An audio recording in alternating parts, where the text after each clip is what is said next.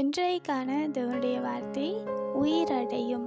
எசேக்கியேல் 37 அதிகாரம் 5 சொல்லுது, கர்த்தராகிய ஆண்டவர் இந்த எலும்புகளை நோக்கி, இதோ நான் உங்களுக்குள் ஆவியை பிரவேசிக்க பண்ணுவேன், அப்பொழுது உயிரடைவீர்கள்.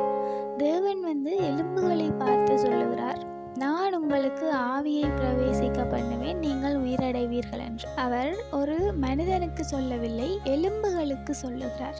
நம்முடைய தேவன் அப்படிப்பட்ட வல்லமை உடையவர் என்கிற ஒரு விசுவாசம் எங்களுக்கு இருக்க வேண்டும். நம்முடைய தேவன் சாதாரணமான காரியங்களை செய்கிறவர் அல்ல, அவர் அசாதாரணமான காரியங்களை செய்வார். இந்த வசனத்தில் சொன்னது போல எலும்புகளையே உயிரடைய பண்ணுகிற தேவனுக்கு எங்களுடைய வாழ்க்கையில் இருக்கிற சிறியதான பிரச்சனைகளை தீர்த்துவிட, அதிலிருந்து எங்களை மீட்டெடுக்க கூடும். அப்படிப்பட்டதான ஒரு விசுவாசம் எங்களிடத்தில் இருக்க வேண்டும். அதாவது தேவன் மரித்து போனவர்களை உயிரோடு எழும்ப செய்திருக்கிறார். இது இன்னும் அட்வான்ஸாய் எலும்புகளை உயிரடைய செய்கிறார். தேவனால கூடாத காரியம் என்று எதுவுமே இல்லை, அவரால் எல்லாம் கூடும்.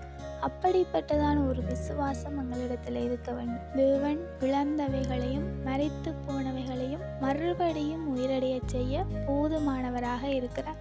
எங்களிடத்தில் இருக்க வேண்டியதெல்லாம் தேவன் இருப்பதிலிருந்து எடுத்து கொடுக்கிறவர் அல்ல, இல்லாமல் இருந்தாலும் அதை உருவாக்கி கொடுப்பார் என்கிறதான விசுவாசம் மாத்திரம்தான். அந்த விசுவாசம் உங்களிடத்தில் இருந்தால் காணும், மரித்து போனால் என்ன, எலும்பாய் போனால் என்ன, தேவன் அதை உயிரடைய செய்வார். Have a hopeful day.